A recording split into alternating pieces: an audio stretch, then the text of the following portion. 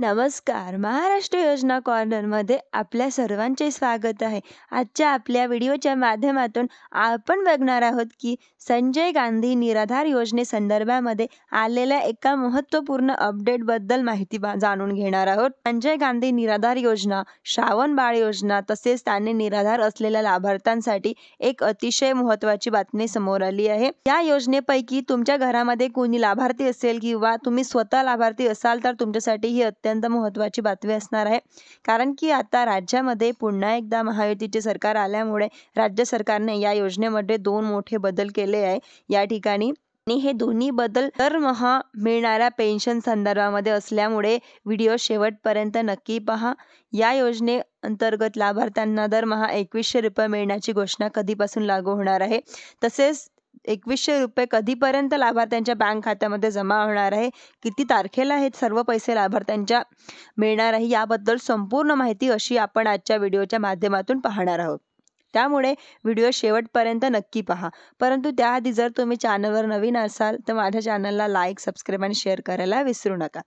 राज्यातील निवडणुकीचा निकाल लागला असून लोकांनी महायुतीला प्रचंड मतांनी विजयी करून दिले आहे. राज्याचे नवे मुख्यमंत्री श्री देवेंद्र फडणवीस हे झाले आहेत. जनसामान्याच्या कामाकडे सुद्धा लक्ष देणे आवश्यक असणाऱ्या राज्यातील संजय गांधी निराधार योजना तसेच इतर जे निराधार योजनेच्या लाभार्थ्यांवर त्यांना ऑक्टोबर पासून मानधन मिळालेले नाहीत, काहींना ऑगस्टपासून मिळाले नाही. ते वयस्कर असल्यामुळे त्यांना मजुरीही सुद्धा करता येत नाही. आता समोरील मानधन म्हणजेच 2100 रुपये कधी येतील यांकडे सर्व लाभार्थ्यांकडे लक्ष लागलेले आहे. या योजनापैकी तुमच्या घरामध्ये कोणी लाभार्थी असेल किंवा तुम्ही स्वतः लाभार्थी असाल तर तुमच्यासाठी महत्त्वाची अपडेट आलेली आहे. कारण की राज्यात पुन्हा एकदा चे सरकार आल्यामुळे राज्य सरकारने या योजनेमध्ये 2 मोठे बदल या ठिकाणी केलेले आहेत. ते दोन्ही बदल दरमहा मिळणाऱ्या पेन्शन संदर्भात असल्यामुळे व्हिडिओ शेवटपर्यंत नक्की पहा. ठिकाणी पहिला बदल आहे तर सामाजिक न्याय विषयक सहाय्याने काही दिवसापूर्वी मुख्यमंत्री एकनाथ शिंदे, दोन्ही उपमुख्यमंत्री यांच्या हस्ते संजय गांधी निराधार योजना, श्रावण बाळ तसेच राज्य निवृत्ती वेतन योजनेत लाभार्थ्यांना बँक खात्यामध्ये जमा करण्याचे अद्ययावत पोर्टल विकसित करून अनावरण केले आहे.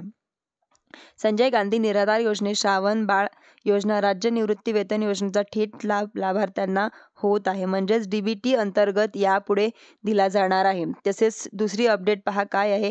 प्रत्येक महिन्याला वेळेवर दरमहा देण्यास आता प्रत्येक महिन्याला 5 तारीख निश्चित केली जाणार आहे. त्यामुळे राज्यातील संजय गांधी निराधार योजनेच्या 15,97,116 लाभार्थ्यांना तर श्रावण बाळ सेवा राज्य निवृत्ती वेतन योजनेच्या 29,62,015 असे एकूण 45,59,131 लाभार्थ्यांना मोठा फायदा या ठिकाणी होणार आहे. राज्याचे नवे मुख्यमंत्री श्री देवेंद्र फडणवीस यांनी झालेल्या पत्रकार परिषदेमध्ये संजय गांधी निराधार योजनेसंदर्भात एक महत्त्वाची अपडेट दिलेली आहे.